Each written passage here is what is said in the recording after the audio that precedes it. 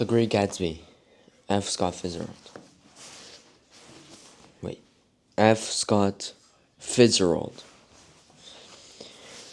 Don't mention it, he enjoined me eagerly. Don't give it another thought, old sport. The familiar expression held no familiarity than the hand which reassuringly brushed my shoulder. And don't forget we're going up in the hydroplane tomorrow morning at 9 o'clock. Then the butler, behind his shoulder. Philadelphia wants you on the phone, sir. All right, in a minute. Tell them I'll be right there. Good night. Good night. Good night, he smiled. And suddenly, there seemed to be a pleasant significance in having been among the last to go, as if he had desired it all the time. Good night, old sport. Good night. But as I walked down the steps, I saw that the evening was not quite over. 50 feet from the door, a dozen highlights illuminated a bizarre and tumultuous scene.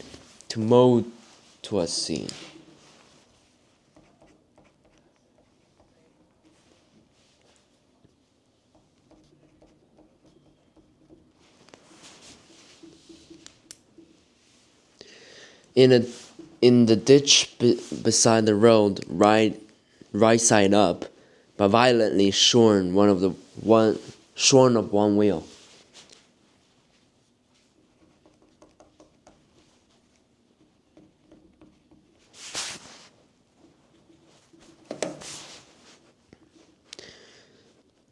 Rested a new couple which had left Gatsby's drive not 2 minutes before.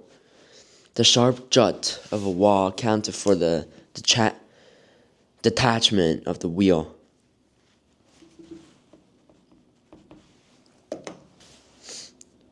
Which was now getting considerable attention from half a dozen curious chauffeurs.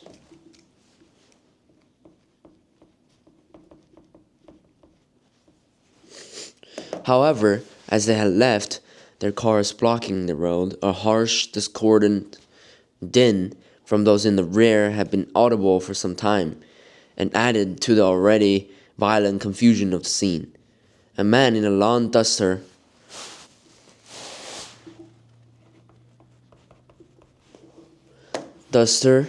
had dismounted from the wreck and now stood in the middle of the road, looking from the car to the tire, and from the tire to the observers in a pleasant, puzzled way. See, he explained, it went in the ditch. The fact was infinitely astonishing to him, and I recognized first the unusual quality of wonder, and that the man, it was the late patron of Gatsby's library.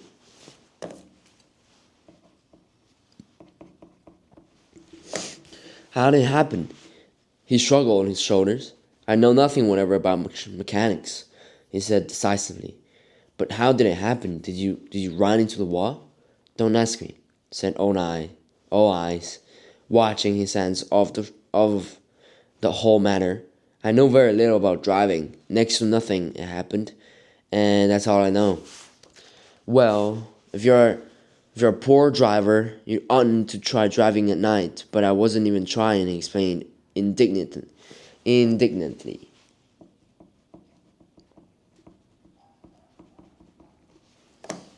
I wasn't even trying.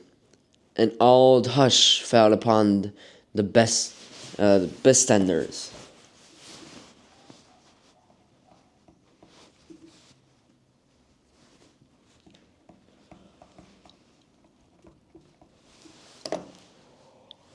Do you want to commit suicide?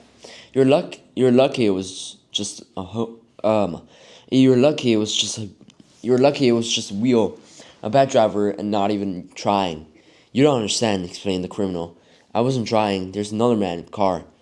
The shock that followed the declaration found voice in a sustained as the floor of a coupe swung slowly open. The crowd it was now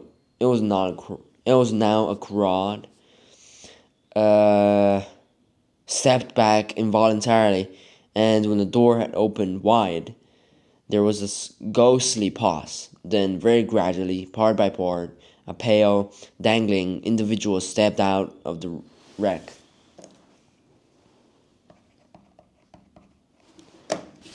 Pawing tentatively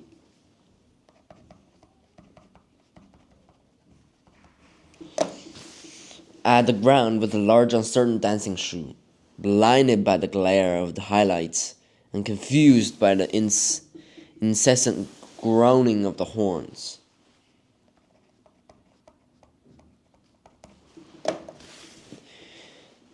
The apparition, the apparition, wait, the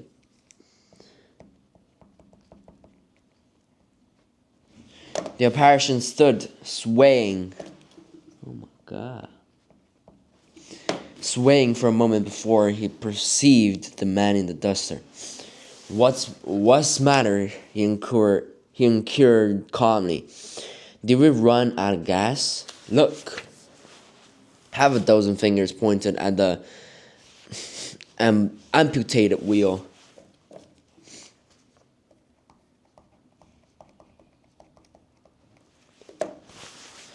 He stared at it for a moment, and then looked upward as though he suspected that it had dropped from the sky. It came off, someone explained. He nodded. At first I didn't notice we stopped. A pause, then taking a long breath and straightening his shoulders, he remarked in a determined voice, Wonder if tell me where there's a gasoline station. At least a dozen men, some of them a little better off than he was, explained to him that wheel and car were no longer joined by any physical bond. Back out, he suggested after a moment. Put it in reverse. But what wheels off? What the wheels off? He hesitated. No harm in trying, he said. The caterwauling horns.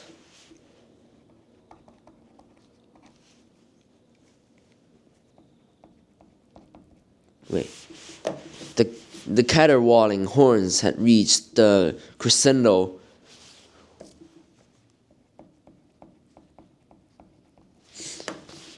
And I turned away and cut across the lawn toward home. I glanced back once. A wafer of a moon was shining over Gatsby's house.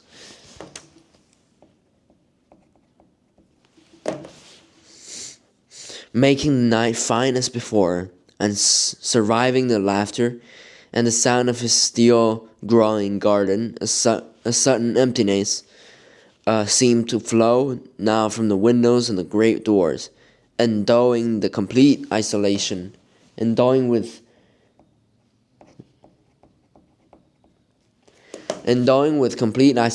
the figure of the host, who stood on the porch, his hand up in formal gesture of farewell. Okay, I guess that's for today. It's not that much. I'm gonna try to remember some vocabularies. Tomorrow I'll try to finish, wait.